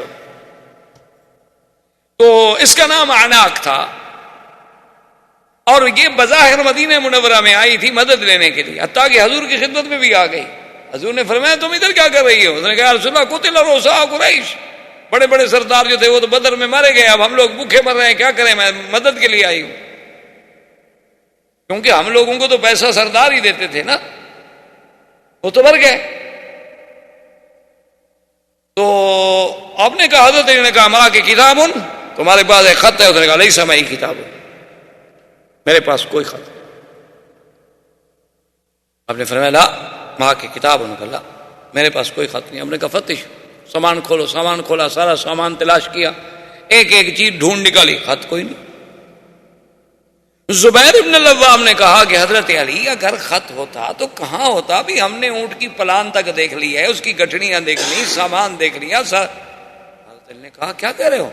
ماں کتب رسول سرکار دو جہاں کو جبریل نے جھوٹ نہیں بولا، وما کذبنا رسول اللہ، اور نہ اللہ کے نبی نے ہم سے جھوٹ بولا، اس کے پاس خط ہے۔ اس نے کہا علی واللہ لیس معی کتاب، میرے پاس کوئی خط نہیں، ایسے بلا وجہ آپ مجھ پر تشدد۔ حضرت علی نے فرمایا کہ بات سنو اناک، فخرج الکتاب واللہ لاجردنکی، اگر تم نے کتاب نہ دیا، وہ خط میرے حوالے نہ کیا، میں تمہارے کپڑے اتار دوں، پھر تلاشی کر۔ اب ڈر اس نے کہا فاعرضا، اچھا اس نے کہا بھی تم سارے ادھر منہ پھیرو، آخر میں عورت ہوں۔ دیکھو اس وقت کی طوائف کو بھی شرم ہے کہ کوئی مرد مجھے نہ دیکھے۔ آج کا فیصلہ آپ خود کر لیں۔ تو سب نے ادھر منہ پھیر لیا، اس نے بال کھولے، بالوں کے اندر خط چھپایا ہوا تھا، اس کے بال تھے بہت بڑے، تو بالوں کو لپیٹ کے خط اندر رکھ کے ایسے موڑا بنا کے اوپر مچان بنا کے اوپر دوپٹہ ڈالا ہوا تھا اس نے۔ اب وہاں کس کو شبہ ہو سکے جی اتنا خط ہے بالوں کے اندر لپٹا ہوا، اب تو نکال کے دے دیا۔ اس نے کہا چلو، حضور کی خدمت میں پیش کیا۔ وہ خط تھا حاتب ابن ابی بلتعہ، صحابی ہیں، ان نے خط لکھا تھا مکے والوں کو کہ قدم رسول اللہ، حضور کا لشکر آ رہا ہے۔ حضور نے بلایا حاتب ابن ابی بلتعہ، آپ نے فرمایا خط تم نے لکھا ہے؟ اس نے کہا نام ہے، اناق کو دیا تھا۔ حضرت عمر تو جوش میں تڑپ اٹھے، اس نے کہا دعنی یا رسول اللہ اضرب عنق ھذا المنافق، حضور مجھے اجازت دے میں اس منافق کی گردن اڑا دوں۔ حضور نے فرمایا ماذا تقول یا عمر انه بدری وان الله اطلع الى اهل بدر فقال اعملوا ما شئتم فاني قد غفرت لكم۔ یا عمر کیا کہہ رہے ہو، یہ تو میرا بدری صحابی ہے، اور بدر والوں کے بارے میں تو اللہ کہہ چکے ہیں کہ جو کرو میں نے معاف کر دیا، تم کیسے قتل کر سکتے ہو اس کو؟ کہا تم کیوں لکھا تم نے؟ اس نے کہا یا رسول اللہ میرے بچے وہاں ہیں اور میرا کوئی نہیں ہے، واللہ خدا کی قسم ہے مجھے یقین ہے کہ اللہ آپ کی مدد کریں گے اور آپ کو فتح ہوگی۔ میں نے کہا خط کی ذریعے اطلاع دے کر قریشیوں پر میرا احسان ہو جائے گا تو میرے بچوں کا ذرا خیال کر لیں گے، میری بچوں کا لحاظ کر لیں گے، ان کو مدینے آنے دیں گے، اس کے علاوہ میرا کوئی مقصد نہیں تھا۔ انہوں نے فرمایا صدقہ، حاتب نے سچ کہا ہے، چھوڑ۔ حضور صلی اللہ علیہ وسلم کا قافلہ چلا تو اقرا ابن حابس التمیمی، بنو تمیم کا آدمی ہے، وہ پورے قبیلے کو لے کے آیا اور مسلمان۔ ابھی ماشاءاللہ حضور اس کی خوشی منا رہے تھے کہ اس کے بعد بنو سلیم جو ہیں 1000 گھوڑ سوار مسلح ہو کے آئے، انہوں نے کہا اشہد ان لا الہ الا اللہ، حضور ہم کلمہ پڑھ چکے۔ اور پھر وہ اپنا عیینت ابن حصن جو تھا بنو غطفان کا، وہ احمق المتا، وہ آ گیا، اس نے کہا حضور اشہد ان لا الہ الا اللہ، یعنی ابھی حضور راستے میں 10,000 کا لشکر، مدینے سے چلے تھے تو 3,500 تھے. ابھی 2-4 منزلیں حضور نے طے فرمائی ہیں اور قبیلے دوڑے آ رہے. 10,000 کا لشکر ہے، جرار، گھوڑ سوار، اونٹوں پہ سوار، سلاح، اسلحہ، مقاتل. حضور صلی اللہ علیہ وسلم نے لشکر کو چلایا اور آپ نے طائف کی طرف توجہ کی، کیونکہ مدینے سے راستہ جو ہے وہ اسی طرح آتا ہے، مکہ بھی آ جائیں، طائف بھی چلے جائیں. تو قافلے کو اس طرف چلایا کہ لوگ سمجھیں کہ طائف جا رہے ہیں. بنی حوازن، اب صحابہ نے کہا انہو یرید بنی حوازن، اب حضور کا ارادہ جو ہے بنی حوازن کے ساتھ جنگ کا ہے، کیونکہ وہ طائف کے راستے میں آباد تھے. تو سب لوگوں کا دماغ اسی طرف چلا گیا کہ یرید بنی حوازن، یرید بنی حوازن، بنی حوازن کے ساتھ جا رہے ہیں، بنی حوازن کی طرف چل رہے ہیں. جب عین حضور صلی اللہ علیہ وسلم طائف اور بنی حوازن کے قریب آئے، فامر اصحابہ ان یتجہوا الی مکہ، کہ اب مکے کی طرف رخ کر. حضور صلی اللہ علیہ وسلم مکہ کی طرف چلے. آپ اندازہ کریں رازداری کا کہ مدینے سے قافلہ چلا رہے ہیں، قافلے میں 10,000 تو مقاتل ہے صرف، پھر بچے بھی ہیں، عورتیں بھی ہیں، اور مکہ شریف سے 4 میل کے فاصلے تک کسی کو پتہ نہیں چلنے دیا حضور نے کہ ہم مکہ جا رہے ہیں، ماں سوائے ابو بکر عمر. اب حضور صلی اللہ علیہ وسلم نے صحابہ کو حکم دیا کہ فتجہوا الی مکہ، مکہ کی طرف توجہ کرو. اچھا، خدا کی شان ہے کہ بدیل ابن ورقہ، وہ جو بنو خزاعہ کا سردار تھا، وہ روزانہ شام کو نکل کے مکے سے باہر آتا تھا 2-2 4-4 میل سفر کر کے کہ حضور کی مدد کب آتی ہے. اس کو یہ خیال تو نہیں تھا کہ حضور لشکر لے کے آ جائیں گے، یہ تھا کہ بھی 200 400 500 1000 آدمی بھیج دیں گے ہماری مدد کے لیے. اسی اثنا میں ایک دن اتفاق کی بات دیکھیں کہ ابو سفیان نکلا، حکیم ابن حزام نکلا، اور ادھر سے بدیل ابن ورقہ نکلا. وہ ادھر سے، وہ ادھر سے، وہ ادھر سے، سب نکلے کہ مکے کے باہر جا کے ذرا معلومات کریں. کچھ معلوم ہوا تھا ابو سفیان کو کہ بھی کوئی لشکر جو ہے بنی حوازن کی طرف متوجہ ہے مسلمانوں کا. انہوں نے کہا دیکھیں تو صحیح، بھی واقعی وہ بنو حوازن کی طرف ہے، کہیں ادھر تو نہیں آ رہے. تو یہ جب تینوں نکلے تو رات کا وقت تھا اور آگے تو آگ ہے، کھانے پک رہے ہیں، آگ جل رہی ہے. اب 10,000 آدمی آگ جلا رہا ہو تو کتنی جگہ پہ آگ ہوگی. ابو سفیان کھڑا ہو گیا. بدیل ابن ورقہ آیا، اس نے کہا بدیل من ہؤلاء، یہ کون ہے؟ اس نے کہا واللہ اللہ جانتا ہے، بنو حوازن، یمکن ہے بنو حوازن ہوں. کہا بنو حوازن کا کیا کام؟ اور بنو حوازن اتنے تو نہیں ہیں کہ اتنا بڑا لشکر ہو. من ہم؟ اس نے کہا اچھا ہو سکتا ہے بنی خزاعہ میرا قبیلہ ہو، بنو بکر کے خلاف لڑنے کے لیے تیار. اس نے کہا انا عارف بنو خزاعہ، میں جانتا ہوں تمہارے قبیلے کو، اتنے لوگ ہیں اس میں، یہ کون ہے؟ اس نے کہا مجھے پتہ نہیں، میں تو خود دیکھ کہہ رہا ہوں. نے کہا نہیں تمہیں پتہ ہے، تم اس وقت کیوں نکلے ہو اسی راستے پر؟ انہوں نے کہا تو تم کیوں نکلے ہو؟ اس نے کہا ابو سفیان تو مکے کے سردار ہو، تو میں بھی بنو خزاعہ کا سردار ہوں، تم کیوں نکلے ہو اس وقت؟ حکیم ابن حزام کیوں نکلا ہے اس وقت؟ جیسے تم نکلے ہو ویسے میں نکلا ہوں. یہ کیا بات ہوئی کہ مجھے پتا ہے؟ چلو چلتے ہیں وہاں لشکر کی طرف، وہاں جا کے پوچھتے ہیں کہ کون ہے. اس نے کہا اچھا آپ ہمیں والے جانا چاہتے ہو، ہم سمجھ گئے کہ یہ مسلمان ہیں، تمہاری مدد کے لیے آئے. اس نے کہا نہیں مجھے نہیں پتا، مسلمان ہے نہیں ہے، چلنا ہے تو چلو ہم چلتے ہیں تھوڑا سا. اب وہ کہاں جائیں؟ لیکن ابو سفیان ڈر گیا. اس نے کہا اتنا بڑا لشکر. اور خدا کی شان دیکھیں جی، عباس ابن عبد المطلب عم رسول اللہ صلی اللہ علیہ وسلم کے چچا اور محبوب چچا، خدا کی قدرت ہے وہ انتظار میں تھے. اسلام ان کے دل میں پہلے داخل ہو چکا تھا. انہیں پتہ چلا کہ مسلمانوں کا لشکر آ گیا ہے. وہ جناب رات کو نکلے اور سیدھے کیمپ میں جب آئے، پوچھا کون؟ نے کہا مسلمان. نے کہا آئین رسول اللہ، حضور کہاں ہیں؟ اچھا حراس میں جو تھے، یعنی جو جسے آپ کہتے ہیں سیکورٹی، تو اس پہ حضرت عمر تھے. حضرت عمر نے عباس کا آواز پہچانا، کہا عباس، عباس ہو تم؟ اس نے کہا عمر زیادہ بات نہ کرو، دلنی الی رسول اللہ. اس نے کہا میں تمہیں حضور کا خیمہ بتاؤں، میں آ رہا ہوں تیرے پاس، میں ابھی بدلا لیتا ہوں. نے کہا اشہد ان لا الہ الا اللہ، میں تو مسلمان ہو چکا ہوں خدا کے بندے. حضور نے جب آواز سنی کہا عباس، عباس میرا چچا. اتنے میں عباس پہنچے، انہوں نے کہا اشہد ان لا الہ الا اللہ واشهد ان محمد رسول اللہ ففرح رسول اللہ فکبر فقال اللہ اکبر اللہ اکبر. حضور نے فرمایا کہ اے مسلمانوں، اس سے بڑی خوشی میرے لیے کیا ہو سکتی ہے کہ آج مکے میں سے میرا چاچا مسلمان.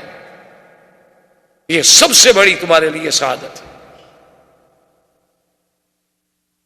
عباس نے کہا حضور میں تو کلمہ پڑھ لیا، میں تو مسلمان ہو گیا، لیکن ایک بات کروں، ناراض تو نہیں ہوں گے آپ؟ حضور نے فرمایا تو میرے چاچا ہو، جو بھی بات کرو، کیوں میں ناراض کیوں ہوں گا، بات کرو. اس نے کہا حضور اتنے بڑے لشکر سے اگر قریش پہ حملہ ہوا نا تو تمہاری قوم کا ایک بچہ بھی نہیں بچے گا، تمہارا مقابلہ نہیں کر سکتے. وہ دن ختم ہو گئے. یہ 10,000 کا لشکر جرار ہے، اس کا کون مقابلہ؟ تو حضور نے فرمایا عباس تم نے دیکھا نہیں انہوں نے کیا غدر کیا؟ اس نے کہا حضور انہوں نے تو جو غدر کیا، میں کہتا ہوں اب بھی ان کو معافی دے، ورنہ پھر قریش کا تو کوئی بچہ بھی نہیں بچے گا. حضور نے فرمایا عباس تم تو مسلمان ہو گئے، قریش تو مجھ سے معافی نہیں مانگ رہے نا کہ میں معافی دوں. انہوں نے کہا حضور پھر مجھے اجازت دیں، میں جانے دیں ابو سفیان سے جا کے بات کرتا ہوں، ورنہ قریش نہیں بچیں گے، ایک بچہ بھی نہیں بچے گا مکے میں. اتنے لشکر نے جب حملہ کر دیا تو ایک بچہ بھی نہیں بچا، کیونکہ بنو سلیم ہیں، بنو غطفان ہیں، اور پھر وہ بنو خزاع ہیں جن کے 23 آدمی مرے ہوئے تھے، بنو تمیم ہیں، اور مہاجرین و انصار ہیں. حضور ان کے دلوں میں تو وہ کفار قریش کے خلاف جو لاوا ہے پک رہا ہے، کون بچے گا؟ مہربانی کرو ورنہ مکے میں قتل عام ہو جائے. حضور نے فرمایا اچھا. اس نے کہا حضور ایسا کریں کہ مجھے کوئی نشانی بھی دیں. فآتا ہو بغلتہ، حضور نے اپنا بغلہ دیا کہ میرے خچر پہ بیٹھ کے جاؤ. تو حضرت عباس حضور کے خچر پہ مکہ کی طرف روانہ ہوئے. وآخر دعوانا الحمدللہ رب العالمین. برادران اسلام، واجب الاحترام بزرگوں، دوستوں، بھائیوں، عزیز نوجوانوں، اس سلسلہ درس میں دروس سیرت پاک صلی اللہ علیہ وسلم کے ضمن میں اللہ تبارک و تعالی کی توفیق اور عنایت سے ہم نے ولادت طیبہ سے لے کر اہم جو واقعات تھے، ورنہ جہاں تک حضور صلی اللہ علیہ وسلم کی سیرت طیبہ کا تعلق ہے تو اگر ساری دنیا بھی سیرت بیان کرنی شروع کر دے تو ساری دنیا کی زبانیں گنگ ہو جائیں گی، لیکن حضور صلی اللہ علیہ وسلم کی سیرت تو مکمل نہیں ہوگی، کیونکہ حضور کی سیرت تو قرآن ہے، اور قرآن کے بارے میں ہے کہ لا ينقضی عجائبہ، کہ جس کے عجائب کبھی ختم ہی نہیں ہوں گے قیامت تک. تو حضور کی سیرت کا پہلو کب ختم ہو سکتا؟ یہ تو صرف یہ بات ہوتی ہے کہ ہم کچھ دروس، کچھ اہم واقعات صلی اللہ علیہ وسلم کے چن کر اپنے اپنے علمی بساط کے مطابق مسلمانوں کے سامنے رکھیں کہ شاید ان کی زندگی کسی ایک گوشے سے بھی منور ہو جائے، شاید ان کو راہبری مل جائے، بھٹکے ہوں کو راستہ مل جائے، بھولے ہوں کو بات یاد آ جائے. تو اس ضمن میں ہم پہنچے تھے حضور صلی اللہ علیہ وسلم جب مکہ کے لیے فتح مکہ کے موقع پر تشریف لائے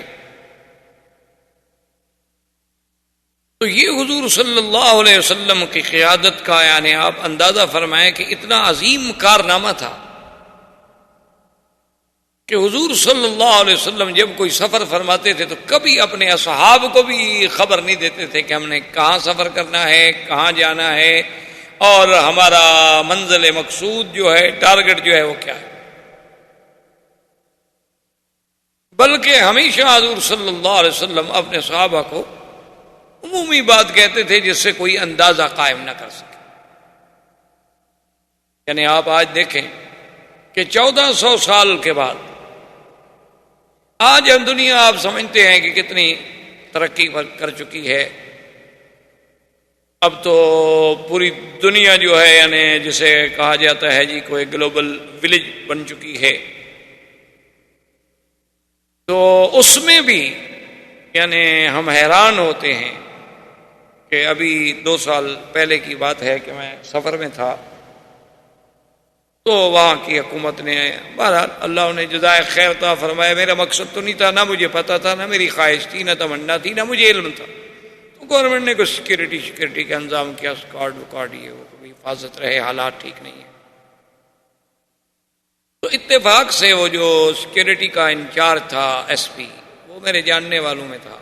تو وہ مجھے ملنے کے لیے آیا صبح.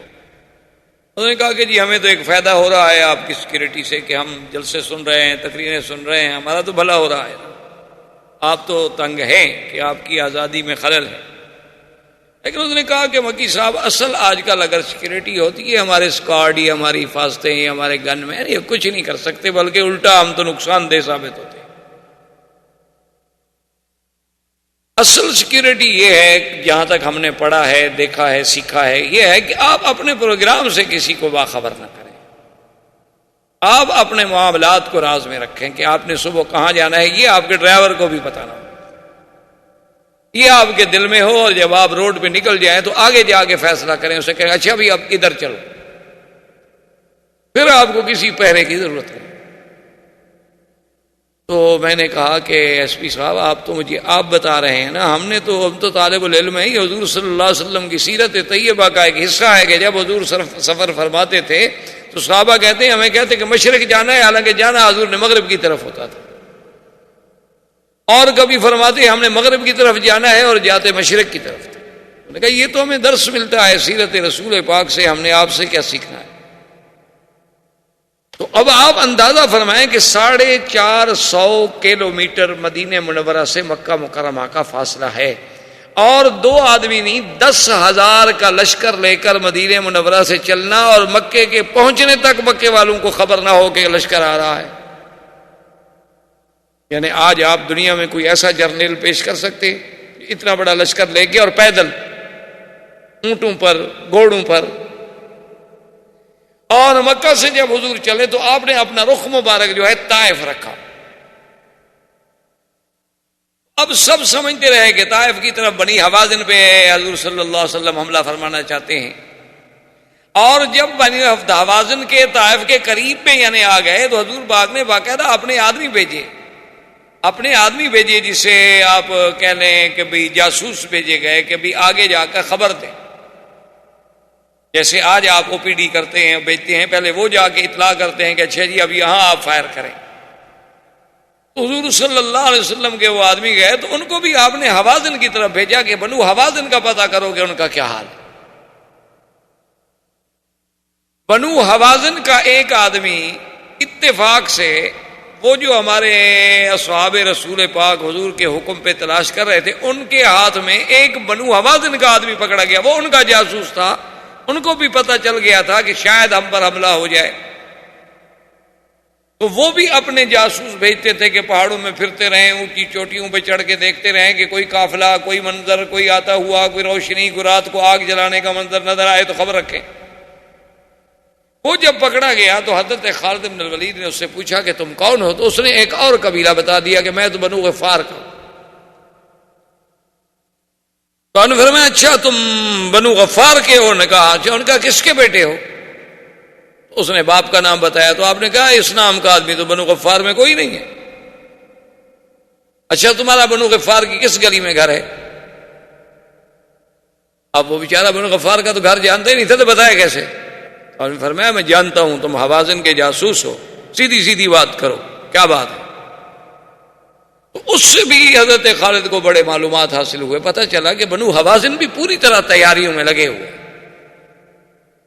تو اب حضور صلی اللہ علیہ وسلم بالکل عین جب طائف کے رخ پہ آ گئے، جیسے وادی تیمہ ہے تو اس کے رخ پہ آ گئے، تو وہاں سے آپ نے حکم دیا کہ مکہ سب لشکر جو ہے مکے کی طرف رجوع کرے، ہم نے طائف نہیں جانا ہے. اب حضور صلی اللہ علیہ وسلم مکے آئے اور مکے سے 4 میل صرف باقی حرم جو ہے 4 میل رہ گیا. وہاں حضور صلی اللہ علیہ وسلم نے پڑاؤ کیا. لشکر تھک چکا تھا اور متواتر سفر کر چکا تھا. اور اتفاق کی بات یہ ہے کہ بدیل ابن ورقہ جو بنو خزاعہ کا سردار تھا، جو مدینہ منورہ گیا تھا حضور صلی اللہ علیہ وسلم سے مدد مانگنے کے لیے کہ حضور ہمارے ساتھ بنی بکر نے زیادتی کی ہے، ہم آپ کے حلیف ہیں، ہماری مدد کریں. اور پہلے انہوں نے سالم ابن عوف کو بھیجا تھا، جس کے ساتھ حضور نے وعدہ کیا تھا کہ نصرت یا سالم۔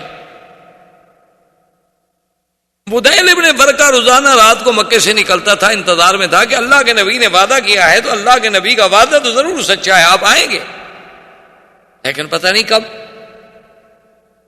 اتفاق کی بات یہ ہے کہ ایک رات بدیل ابن ورقہ بھی نکلے، ادھر ابو سفیان جو مکے کا سردار تھا وہ بھی نکلا، اور حارث ابن ہشام بھی نکلا۔ یہ تینوں جو ہے نا اتفاق سے نکلے تو اپنے اپنے گھر سے، لیکن راستے میں اکٹھے ہو۔ ابو سفیان نے پوچھا بدیل ابن ورقہ سے کہ کیسے چلے ہو، کہاں چلے ہو؟ تو بدیل ابن ورقہ نے کہا تمہیں پتہ ہے کہ میرے قبیلے کے لوگ مارے گئے، بنو بکر نے حملہ کیا، تمہیں پتہ ہے اللہ کے حرم میں میرے 23 جوان مارے جا چکے ہیں، ہم تو اب رات کو اپنی اپنی قوم کو دیکھنے کے لیے نکلتے ہیں۔ یکدم جب روشنیوں پہ نظر پڑی تو اس نے کہا کہ ما ہاؤلا، من ہاؤلا، یہ کیا ہے؟ تو بدیل ابن ورقہ نے کہا ہو سکتا ہے میرے قبیلے کے لوگ ہوں، بنو خزاع ہوں۔ اس نے کہا نہیں، بنو خزاع کو میں جانتا ہوں، ان کا اتنا عدد نہیں ہے، ہاؤلا اکثر، یہ تو زیادہ ہے۔ اس نے کہا اچھا یہ بھی ہو سکتا ہے کہ بھائی یہ جو ہے بنو سلیم۔ انہوں نے کہا نہیں وہی نہیں۔ انہوں نے کہا پھر یہ کون ہے؟ حارث ابن ہشام نے کہا ابو سفیان معلوم یہ ہوتا ہے کہ ھذا محمد الرسول، یہ مسلمانوں کا لشکر۔ سفیان نے کہا کیسے ہو سکتا ہے؟ اس نے کہا کیسے ہو سکتا ہے، بہرحال اب تو ہو گیا۔ بہرحال حضور صلی اللہ علیہ وسلم تشریف فرما تھے، فقدم عباس ابن عبد المطلب، حضرت عباس آئے اور آگے حضور سے ملے، اور آتے ہوئے اشہد اللہ الہ الا اللہ واشہد ان محمد الرسول اللہ۔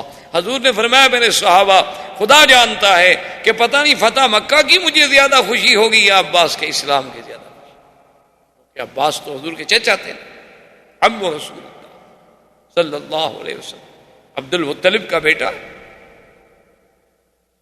حضرت عباس جب اسلام لے آئے تو اب حضرت عباس بھی سردار تھے، عبد المطلب کے بیٹے تھے، آخر ان کا ابو سفیان سے سب سے رشتہ داری تھی۔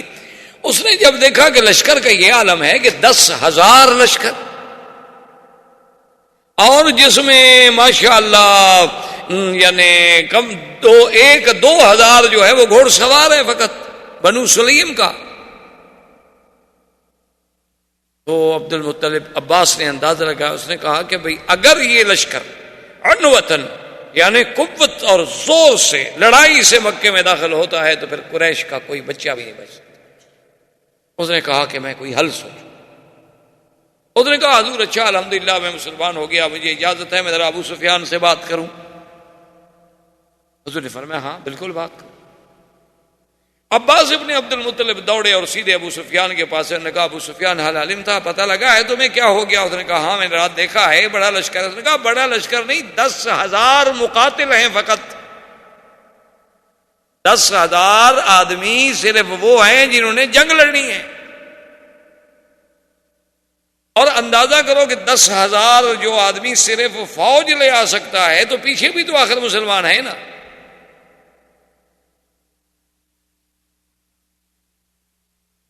اس نے کہا عباس کیا کروں؟ اس نے کہا ابو سفیان دیکھو تم مکے کے سردار،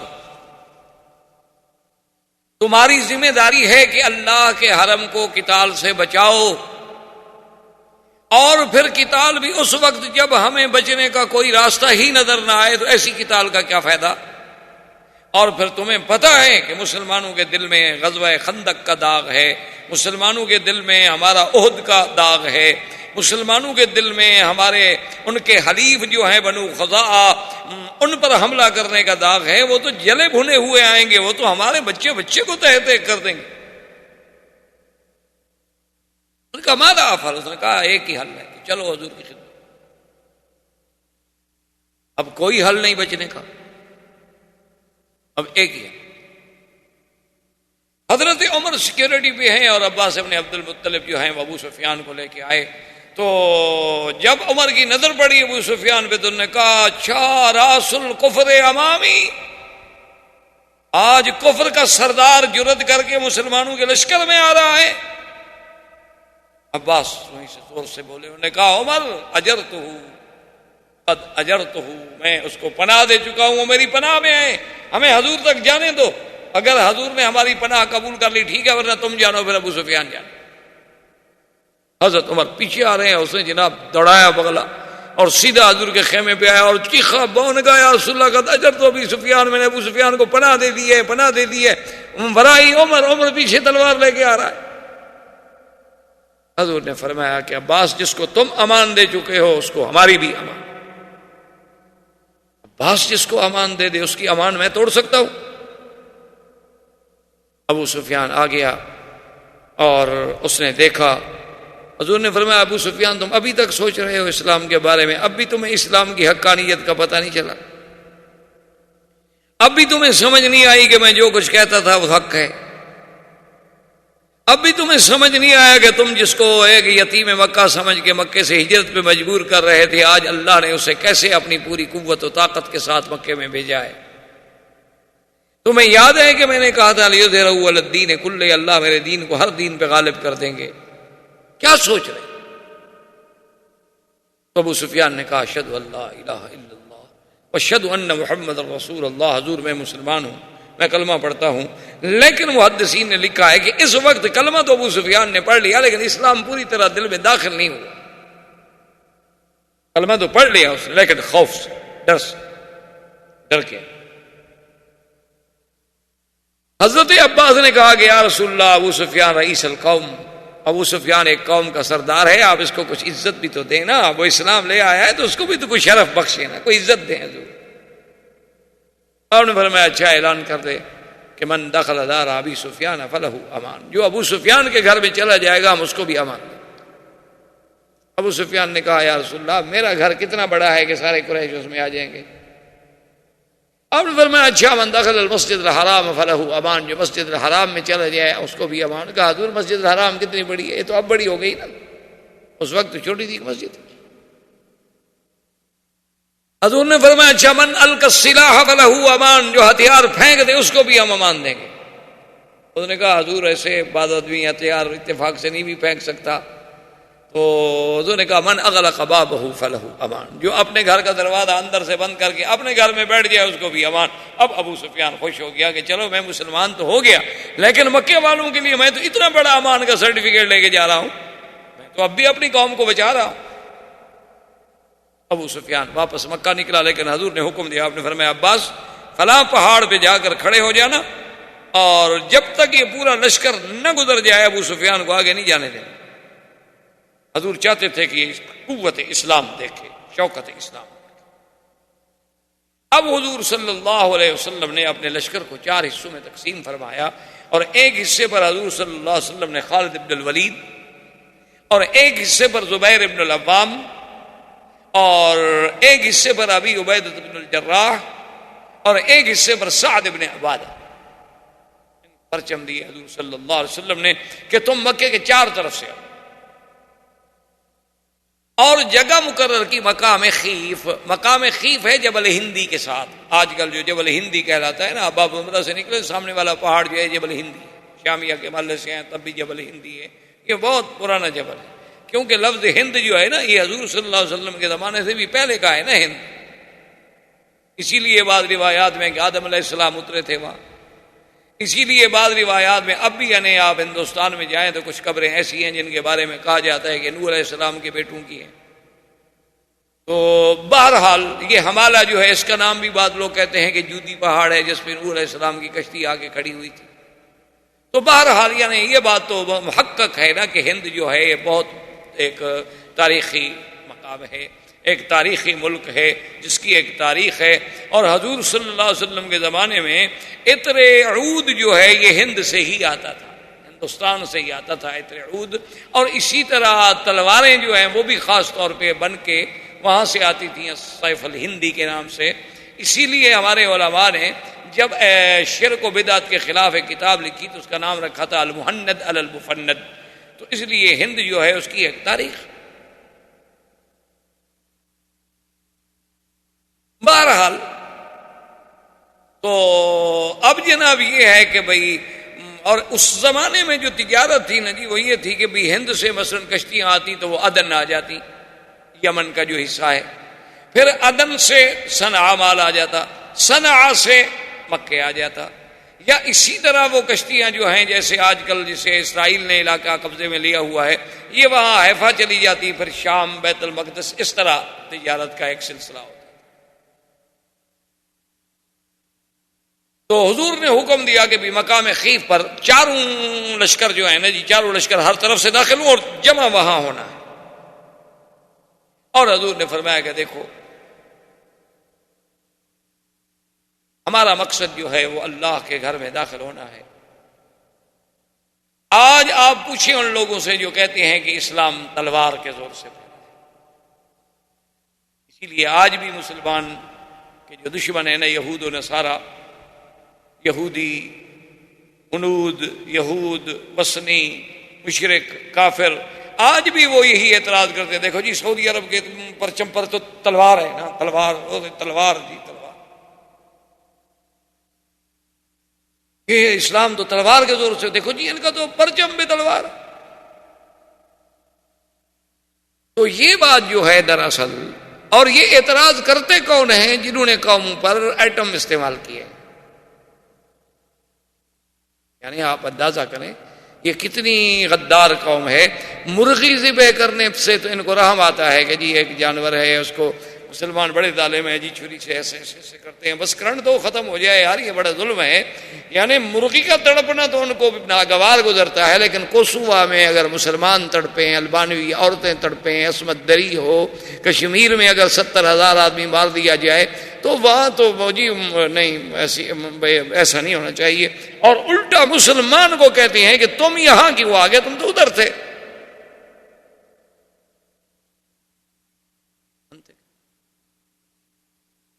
اور چونکہ قوت ابلاغ ان کے ہاتھ میں ہے، جتنا دنیا کا جدید الیکٹرانک میڈیا ہے وہ کفر کے ہاتھ میں ہے۔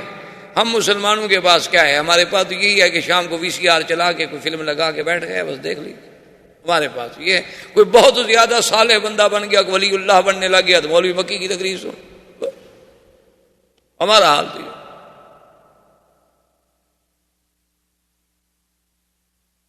یعنی عجیب انداز ہے۔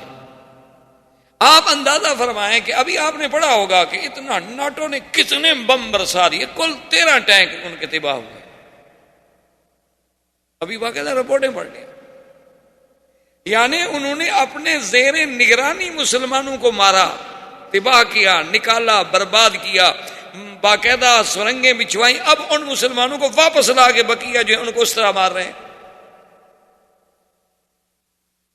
اور دیکھیں پیار کتنا ہے، ساتھ کہتے ہیں کہ بھائی البانوی مسلمانوں آپ کے ساتھ واقعی بڑی زیادتی ہوئی ہے، لیکن اب اگر وہ سرب آئے نا ان سے تم زیادتی نہ کرنا، ذرا پیار کا ہاتھ۔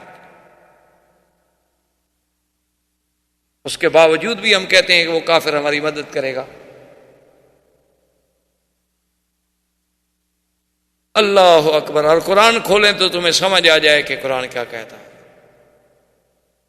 اللہ فرماتا ہے یبتغون عندہم العزہ، ان سے، کافروں سے تم مدد لے کے غلبہ حاصل کرنا چاہتے ہو، ان سے مدد لوگے، یہ آئیں گے تمہاری ٹیکنالوجی میں مدد کریں گے۔ ان العزت للہ جميعا، خبردار عزت میرے ہاتھ میں ہے، ان کے ہاتھ میں نہیں، اور یہ تمہیں عزت دیں گے۔ لا تتخذوا الکافرین اولیاء من دون المؤمنین، خبردار کسی کافر کو اللہ کے ایمان والوں کے سوا کبھی دوست نہ سمجھنا۔ ایبتغون عندہم العزہ فإن العزة للہ، یعنی آپ حیران ہوں گے، آپ ان کو بلائیں، آپ ان کو بتلائیں کہ کیا ایمان سے کہیں کہ بلال پہ جو ظلم ہوا، صہیب پہ جو ظلم ہوا، خباب پہ جو ظلم ہوا، عمار پہ جو ظلم ہوا، سمیہ پہ جو ظلم ہوا، مسلمانان مہاجرین حبشہ پہ جو ظلم ہوا، مہاجرین مدینہ پہ جو ظلم ہوا، پھر یعنی حضور مدینے چلے گئے، 450 میل دور چلے گئے، پھر چین نہیں لینے دیتے، پھر احد میں آگے لڑے، پھر خندق میں احزاب میں ساری دنیا کی فوجیں لے کے آ گئے۔ ایمان سے کہیں آج ان کو حق نہیں پہنچتا تھا کہ ایک ایک بچہ اڑا دیتے؟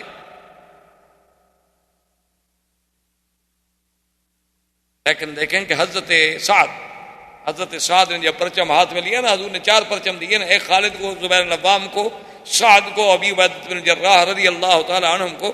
تو حضرت سعد نے ایسے غصے میں ایسے ایک دفعہ پرچم کو یوں ہلایا اور کہا لا قریش بعد اليوم اليوم یوم الملحمہ. نے کہا صحابہ تیار ہو جاؤ، آج کے بعد قریش کا بچہ نظر نہیں آئے گا، اور آج دن ہے ہم اپنے خون کا بدلہ لیں گے. حضور نے فرمایا ٹھہر جاؤ، فرمایا پرچم واپس کر دو. یہ دین تلوار سے پھیلا ہے. حضور نے فرمایا سعد کیا کہہ رہے ہو، الیوم یوم الملحمہ نہیں، الیوم یوم المکرمہ. آج عزت کا دن ہے، تکریم کا دن ہے. الیوم یعز قریش، آج اللہ قریش کو عزت دیں گے، ذلت نہیں. ہم کسی کو ذلت دینے کے لیے تو نہیں آئے، ہم تو عزت دینے کے لیے آئے. واپس کرو پرچم واپس کیا. لیکن دیکھیں حضور صلی اللہ علیہ وسلم کی فراست. آپ جانتے تھے کہ سعد تو انصار کا سردار ہے، اگر اس سے پرچم واپس لے لیا ہے ہم نے تو انصار کے دل پر تو چوٹ لگے گی نا. تو حضور نے فوراً اس کے بیٹے کو بلایا، کیسے اپنے سعد کو پرچم دے گا. سیاست مدن پر کتنی نظر تھی میرے نبی کی صلی اللہ علیہ وسلم. آج تو آپ دیکھتے ہیں نا، الیکشن کوئی ہار جائے، ایک آدمی مر جائے میں نے، تو پھر جو سمجھدار پارٹی ہوتی ہے اس کے بیٹے کو ٹکٹ دیتی ہے، تاکہ پھر وہ ایشو بن جاتا ہے نا انتخاب میں کہ جناب وہ ان کا تو حق تھا نا جی، اس کا تو حق تھا نا جی، اس کا باپ ہی جناب پہلے ایم تھا نا، اب وہ مر گیا تو یہ تو سیٹ ان کی ہے جناب، اب یتیم سے چھیننا چاہتے ہیں یہ ظالم لوگ. تو سب سے بڑا ایشو وہ ہوتا ہے. یعنی 1400 سال کی ترقی کے بعد آپ یہ باتیں سوچ رہے ہیں، لیکن اللہ کے نبی کی وسعت نظر دیکھیں کہاں. حضور نے وہ پرچم دے دیا اور اس کے بعد حکم دیا اور فرمایا کہ دیکھو خالد، لڑنا نہیں. من القى السلاح فله امان، جو ہتھیار ڈال دے امان. من اغلق بابه فله امان، من دخل دار ابی سفیان فله امان، من دخل المسجد الحرام فله امان. آپ نے فرمایا جو ابو سفیان کے گھر میں داخل ہو امان، مسجد میں داخل ہو امان، ہتھیار پھینک دے امان، اپنے گھر کا دروازہ بند کر دے امان، بوڑھے کو امان، عورت کو امان، بچے کو امان. الا عشرتن، فرمایا صرف 10 آدمی ہیں جن کو امان نہیں ہے، باقی سب کو. اور آپ نے فرمایا صحابہ ولو انہم وجدتم واللکین تحت استار الکعبۃ فاقتلوہم، اگر وہ 10 آدمی کعبۃ اللہ کے خلاف کے نیچے بھی گھس جائیں تو پھر ان کو وہیں بھی قتل کرنا ہے، ان کو پناہ نہیں. ان میں کون تھا؟ ایک اکرمہ ابی جہل کا بیٹا، اور ایک صفوان ابن امیہ، اور ایک عبداللہ ابن سعد ابن ابی السرح، اور ایک ہند زوجت ابی سفیان، ابی سفیان کی بیوی جس نے حضرت حمزہ کا کلیجہ چبایا تھا. حضور نے فرمایا ان کو نہیں. یہ تو اگر کعبہ شریف کے غلافوں کے نیچے بھی چھپ جائیں ان کو وہی مار دیں. اب سارے کافرے بڑھ رہے ہیں، امان امان امان امان، وہ تو سارے مکے میں امان امان ہو گئے. صرف خالد ابن الولید جو ہیں یہ جس طرف سے آ رہے تھے، اس لڑکا وہ علاقہ شاید ابھی آپ لوگوں نے مکے میں رہتے وہ دیکھا ہو، جس کو ابھی آپ شیب عامر کہتے ہیں. جب آپ یعنی غزہ میں جائیں آگے جفالی سے پھر آپ رائٹ پہ جائیں تو شیب عامر سے جب آپ جائیں گے تو آگے علاقہ ہے ملاوی جسے کہتے ہیں. اس ملاوی کے تلے سے جب چڑھائی سے آپ اترے نا تو یہ جگہ ہے، اس کا نام ہے خندمہ. اس جگہ پر جب آئے تو اکرمہ نے کیا کیا کہ 20 25 50 آدمی اکٹھا کر کے وہ اسی علاقے میں کھڑا گیا. اس نے کہا کہ دیکھو جی بات سنو، حضور نے امان دے دی ہے، یا جو کوئی ہم تو لڑیں گے یا قتل ہو جائیں گے، یا کم از کم ہم زندگی میں جاگتے ہوئے نہیں دیکھ سکتے اپنی آنکھوں کے ساتھ کہ اللہ کا نبی مکے میں داخل ہو جائے. چلو زیادہ سے زیادہ مر جائیں گے اور کیا ہم لڑیں. تو وہ 50-100 آدمی لے کے وہیں کھڑے ہو گئے. اکرمہ اچھا خدا کی قدرت ہے، ادھر سے خالد آئے، آگے وہ ہتھیار لے کے کھڑا. احباب کرام، اس کے بعد اب آپ اس مبارک سلسلے کی CD نمبر 26 سماعت فرمائیں.